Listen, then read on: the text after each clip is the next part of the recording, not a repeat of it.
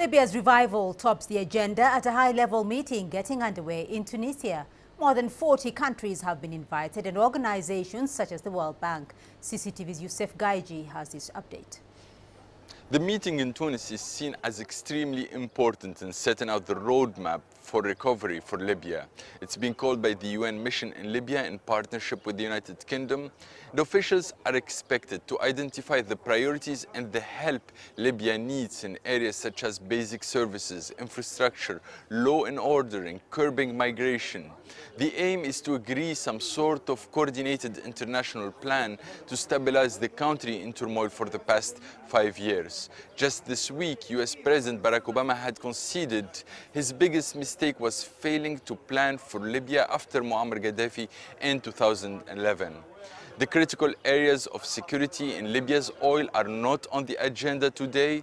Many outside Libya see those areas as the critical ones for the country. In the meanwhile, ISIL is gaining foothold in Libya, and if it captures oil fields, it will become self-funding and a far more potent threat to Africa and Europe. Youssef Gaiji, CCTV, Tunis. Right, let's get you more now on that story, and we can cross over to Cairo where CCTV's Yasser Hakim is standing by for us. Yasser, just how important is this meeting in Tunis for Egypt?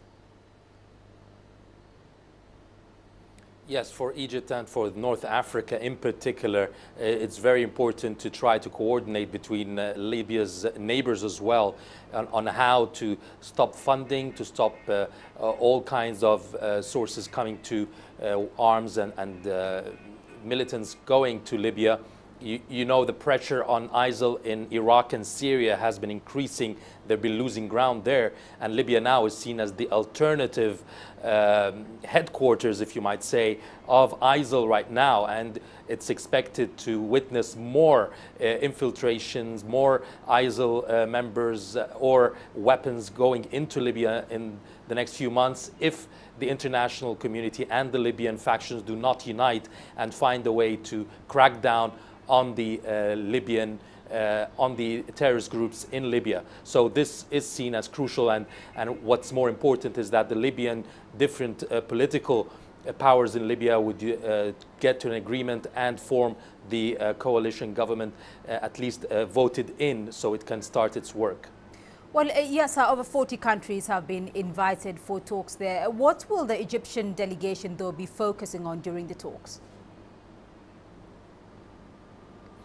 Well, on the diplomatic front, it will be focusing on trying to work some kind of agreement between the Libyan parliament and the internationally recognized government and parliament vis-a-vis the other powers in Libya who have the parliament in Tripoli. We have information and sources telling us that Faiz Sarraj, the Libyan president, is in Cairo heading a small delegation trying to meet with the Tripoli members of the Tripoli government. They have met last night behind closed doors. We're not being given details as to where they met or what is the result of the meeting, but we know that Egypt has been mediating behind closed doors that they can reach some kind of solution between the two parliaments, the Tripoli one and Tobruk one, so that they can agree on the government that would lead the country.